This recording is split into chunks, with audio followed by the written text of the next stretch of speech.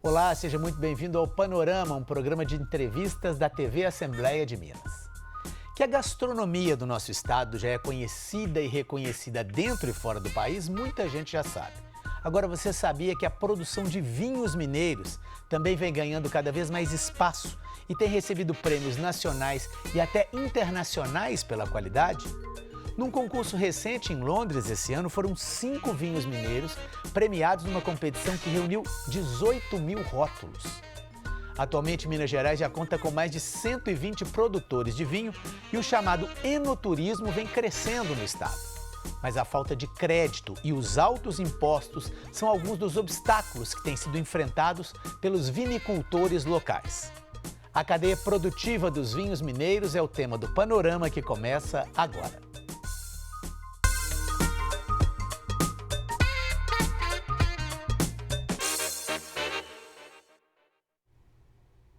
Aqui no estúdio eu converso com a sommelier, enóloga em formação e produtora de vinhos, Elci Caldas Batista, que é vice-presidente da Associação dos Produtores de Uva e Vinho de Minas Gerais. Participa também do programa o pesquisador Francisco Câmara, da EPAMIG, a empresa de pesquisa de agropecuária de Minas Gerais. Elci, muito obrigado pela sua presença. Elci, eu queria começar te perguntando o seguinte, eu queria que você falasse pra gente, porque produzir vinho, pelo que a gente sabe, nós leigos, é um processo delicado, é um processo demorado e é um processo também caro, não é barato produzir vinho. Eu queria que você falasse de forma resumida como é que é esse processo, como é que você trabalha na sua vinícola, como é que é da produção da uva até que o vinho chegue para o consumidor final para a gente degustar e apreciar o vinho. Legal. Primeiro, é um prazer estar aqui para a gente conversar sobre vinho, falar sobre a viticultura de Minas Gerais, né? E falar de vinho, da produção de vinho, vinho a gente elabora, né? A gente não consegue produzir um vinho, né? Isso é interessante, até a palavra então é diferente. É elaborado. Então, assim, tudo começa na terra, né? No vinhedo, ali na planta. Então, é importante pensar em todas as condições adequadas, as condições de manejo, né? Preparar o solo para isso, até você decidir implantar um vinhedo, né? Então, a gente costuma, dentro do meio dos produtores, dos vitivinicultores, brincar e dizer que o vinho, 70% é o vinhedo, né? 80% é o vinhedo, 90% é a enologia e 10% é a tecnologia que a gente emprega nisso, né? 70, 80 e 90. Então é 80, 10, 10. Ah, entendi. Sim, ou seja, mas o solo, a escolha do vinhedo é o mais importante. Muito mais importante, né? As condições que a natureza, que ela impõe ali, né? Então a gente precisa ter aqui em Minas Gerais, especificamente para a técnica da dupla poda, que o Francisco deve explicar daqui a pouco, a gente precisa ter condições favoráveis a isso, né? Que condições são essas, né? Você precisa ter um bom tempo de insolação, você precisa ter uma altitude adequada, né? Aqui em Minas a gente faz uma técnica de inverter o ciclo da videira, onde todo mundo no mundo está colhendo em janeiro, fevereiro, né? Aqui em Minas é muito chuvoso nessa época, então a gente inverte o ciclo da videira para colher em julho. Então a gente tem uma técnica empregada, faz uma poda, que chama poda de formação da planta, e a segunda poda é a poda de produção. Por isso que a gente chama de dupla poda. Questões bastante específicas do estado de Minas Gerais. Muito. Hoje a dupla poda não começou em Minas, né? Nos anos de 2020, 2000, nos anos 2000. Mas ela já se estende no Sudeste, já tem em Brasília, Goiás, Espírito Santo, Rio de Janeiro. Já que você citou essa questão da dupla poda, a gente tem também a participação do Francisco, que os vinhos produzidos em Minas utilizam essa técnica, inclusive, como ele vai dizer aí, também em outros estados. Olha só para a gente entender um pouquinho melhor sobre essa dupla poda. A EPAMIG, no início ali dos anos 2000, meados dos anos 2000, desenvolveu a técnica da dupla poda e, a partir dela, permitiu a elaboração de vinhos finos de qualidade, principalmente pela melhoria na qualidade da uva, por alterar a colheita do verão chuvoso para o inverno seco e com amplitude térmica.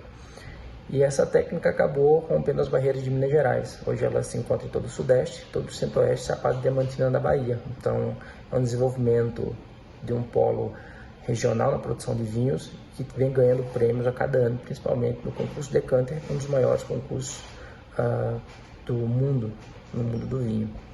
E Minas vem representando com várias premiações. Os produtores mineiros têm ganhado ano após ano premiações nesse concurso, que reflete na qualidade do nosso vinho. A gente pode dizer que essa questão da dupla poda, né, dessa especificidade que começou aqui em Minas e que está sendo difundida, isso como um divisor de águas para essa produção dos vinhos mineiros tomarem essa repercussão que tem tomado? Sem dúvida. De qualidade, sobretudo, né? O salto que se deu na produção de vinhos, né, com a técnica da dupla poda é sensacional. Eu acho que a gente atribui a isso, né? A qualidade dos vinhos a essa tecnologia empregada, a tecnologia da dupla poda.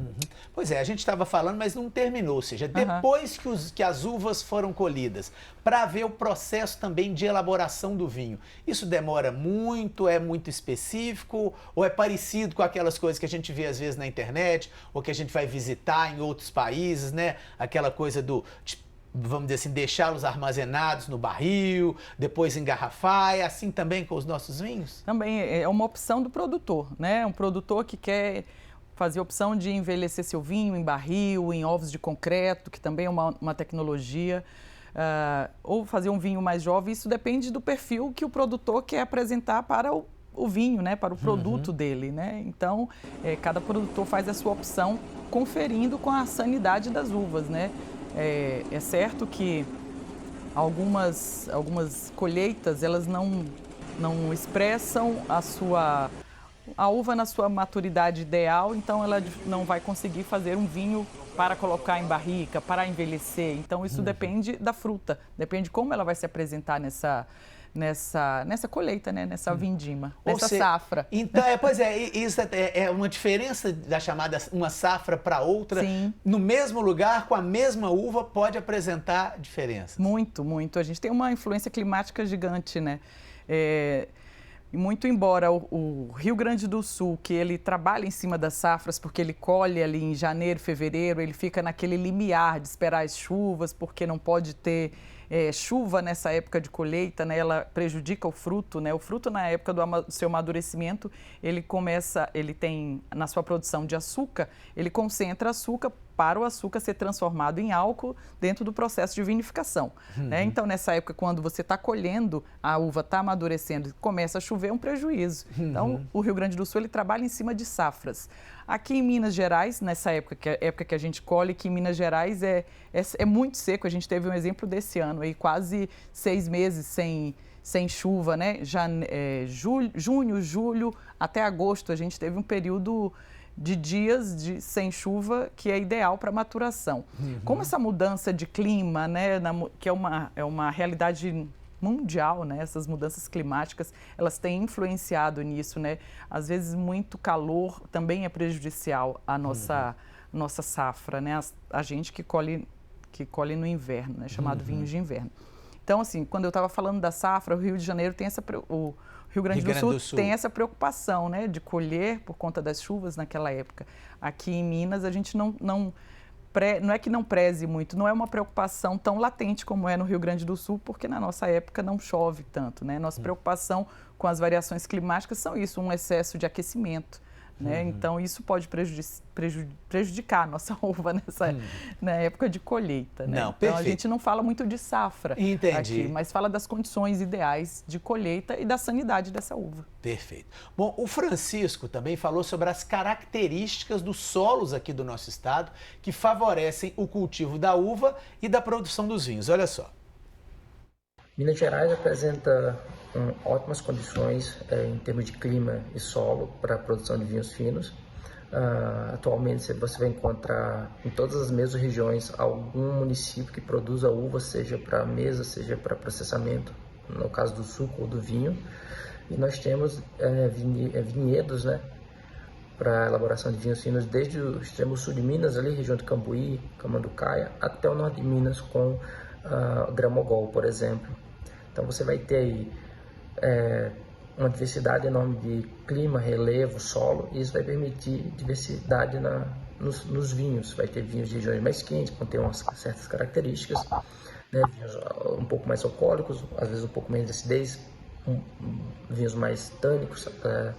E no sul de Minas nós vamos ter, às vezes, vinhos mais leves, espumantes, principalmente aqui na região da Serra da Mantiqueira, que permite elaborar um produto de alta qualidade como os espumantes.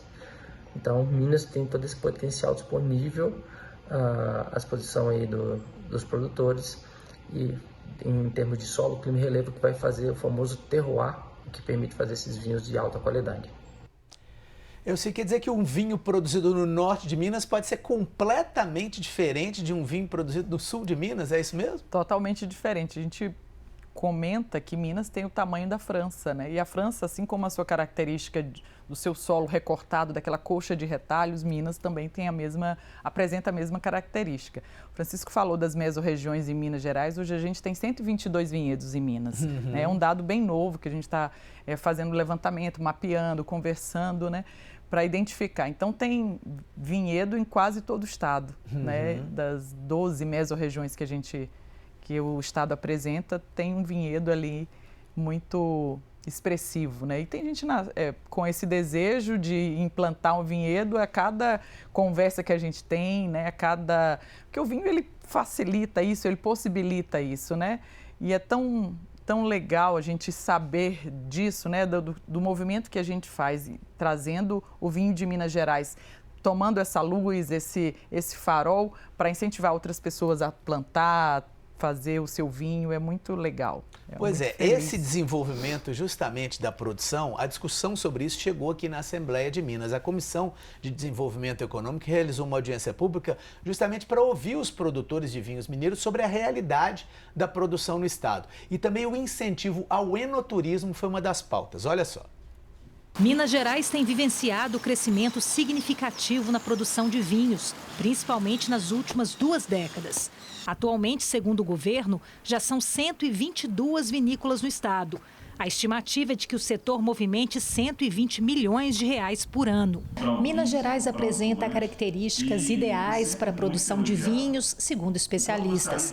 Tem solos variados que permitem diversidade de estilos da bebida, além de altitudes que chegam a 1.500 metros e um clima com temperatura amena à noite e boa exposição ao sol durante o dia, propício tanto para vinhos tintos quanto para brancos. O governo lançou uma rota de vinhos que deve ser estruturada no próximo ano e que engloba 8 regiões produtoras. A ideia é incentivar o chamado enoturismo, relacionado com a produção e o consumo de vinhos. Cerca de 22% dos turistas que vêm a Minas Gerais, eles vêm por causa da gastronomia. E nós queremos mostrar o que a gente pode oferecer de melhor nessas experiências voltadas ao setor dos vinhos. O turismo de experiência, que valoriza a história do produto, quando as pessoas conhecem os vinhedos e o processo produtivo, foi apresentado como uma das possibilidades de crescimento do setor. Quando o turista vai, faz uma visita, conhece a vinícola, entende todo o processamento, ele valoriza o produto. Quando ele faz uma vivência, né, dentro do turismo rural, ele cria um vínculo e ele acaba não comprando o produto, ele compra a história. Eu sei, isso já está acontecendo em Minas Gerais, essa coisa de um turista, de uma pessoa que não é da região, visitar a vinícola, tentar entender como é que é a produção, fazer aquelas degustações que muitas pessoas fazem quando viajam para outros países? Sim, Minas, sobretudo no sul de Minas, que foi onde tudo começou, né? Aí a gente tem 1930, onde foi implantado uma das estações de estudo da viticultura e enologia lá em Caldas. Então, isso começou a se desenvolver ali, você veja, a gente está quase com 100 anos, né? 1936, eu acho. Está quase com 100 anos que existe essa estrutura para estudo da enologia e da viticultura. Então, começou a se desenvolver os primeiros experimentos, as primeiras vinícolas, o primeiro vinhedo comercial nos anos 2000 e nos idos ali 2005.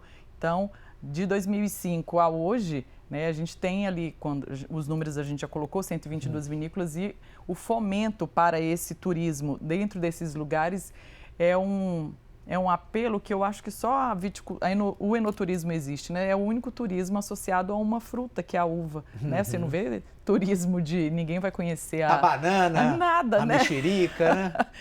E aí existem no sul de Minas as vinícolas com muita estrutura, muito legal.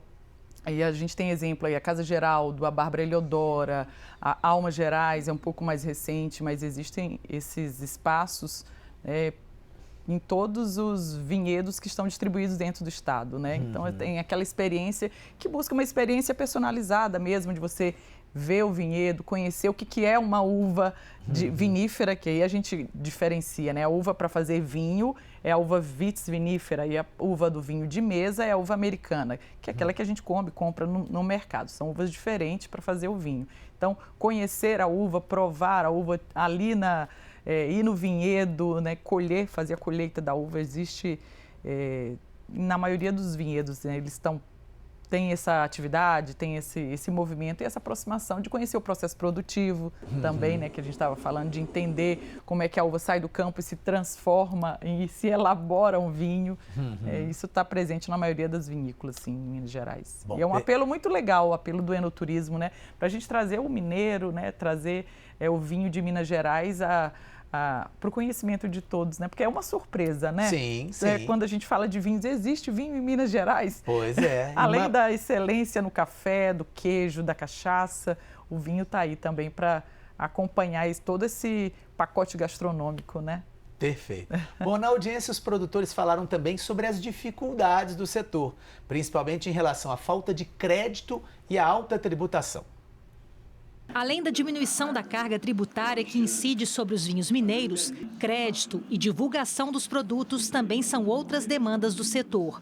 Hoje, a Emater oferece orientação técnica para 136 produtores de vinhos em Minas. Subsidiar os produtores nesse momento aí de formação de pomar, de produção do vinho, de estoque, né, adega. Estamos despontando assim num curto prazo, né? Vamos pôr 25 anos de produção mesmo de vinho, despontando com vinhos premiados com medalha de ouro, medalha de prata a nível internacional.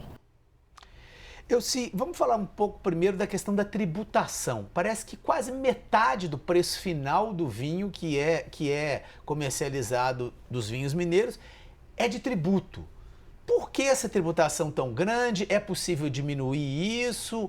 Já está havendo negociação nesse sentido? Essa tributação, sobretudo em Minas, né, ela persiste, né, no Rio de Janeiro, em São Paulo, alguns estados já tiraram esse tributo, né, que é a substituição tributária. Isso impacta demais no valor dos nossos produtos, né, sobretudo da dupla poda. Como eu falei antes, a gente tem um investimento 2 vezes para ter um produto, né? Então a gente investe na primeira poda, faz todo o tratamento do vinhedo, poda, você não colhe nada, porque você vai estar invertendo o ciclo da videira.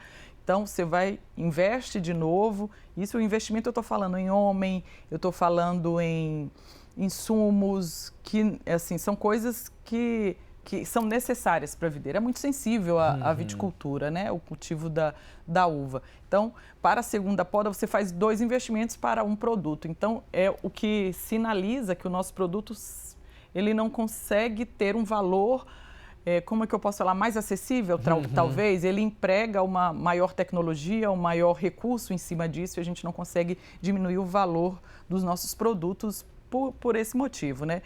Além disso, os tributos, né? E aí a gente está tomando um vinho com 70% do custo do vinho, a gente paga em tributo, que é injusto, né? Isso é um dos fatores que eles nos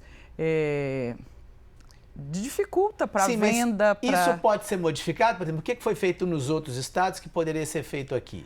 Eles aboliram a substituição tributária, né? Que isso é uma opção do Estado. É uma opção do Estado. É um apelo que a gente tem feito a isso, a seguir outros exemplos como Rio Grande do Sul, São Paulo, Minas, né? Para que a gente favoreça com que esse produto chegue ao mercado de uma forma mais acessível, menos tributada, sim, né? Sim. E que estimule também a cadeia do vinho, né? E a questão do crédito? Dificuldade de crédito, como é que é? Você falou que o investimento aí é talvez alto, duplicado, é alto por um longo período. Esse crédito já está sendo mais facilitado com esse aumento, com essa repercussão maior dos vinhos mineiros? É algo que vocês estão conseguindo? Eu desconheço. Essa facilidade do crédito eu desconheço, né? Para você investir numa vinícola, é uma indústria do vinho, né? Você são materiais caros, tanques de inox, barris, desengaçadeiras, prensas, tudo, a maioria importado, né? Então não faço ideia de valores, né, para se montar uma pequena vinícola. Chega na casa de 1 milhão para montar uma... Para montar a vinícola. Para montar o espaço onde vai ser elaborado o vinho, a gente chama de cantina. Né? Então, é um valor alto, é um investimento alto. Né? E eu desconheço essa abertura de crédito para isso. E é uma coisa necessária...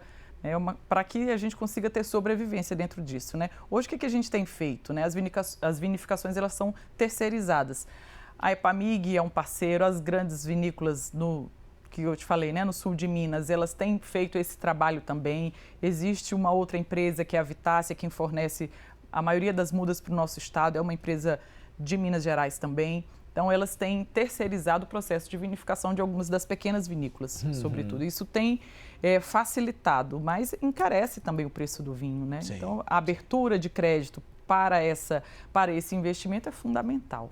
Fundamental. O Francisco citou no início da primeira fala dele, a gente também citou no início do nosso programa a questão da premiação, né? Alguns vinhos, alguns rótulos mineiros foram premiados nesse concurso lá da Decanter, que a gente tem até aqui na tela, Decanter World Wine Award 2024, 5 vinhos aí nos primeiros 10, né, entre os 10 primeiros lugares, premiados num concurso com 18 mil rótulos. O que significa isso? Isso dá uma repercussão maior, isso dá um fôlego maior para que se produza mais? O que significa um prêmio como esse para vinhos que, para nós leigos, não teriam tanta tradição assim?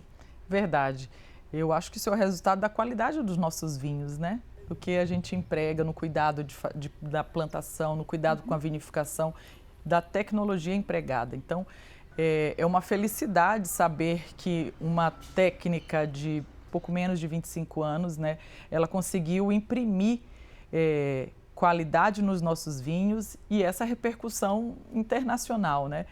É uma felicidade para todos nós produtores, né, para toda a cadeia de vitivinicultores de Minas Gerais. Então, assim, qualidade eu acho que é o que a gente sobressai dentro dessas premiações, né? Saber que o nosso vinho, o Sabina Sirá, ali da Vinícola Sacramento, é eleito 2 vezes o melhor Sirá do Brasil. Então, com premiação fora do Brasil, isso é sensacional, bom, né?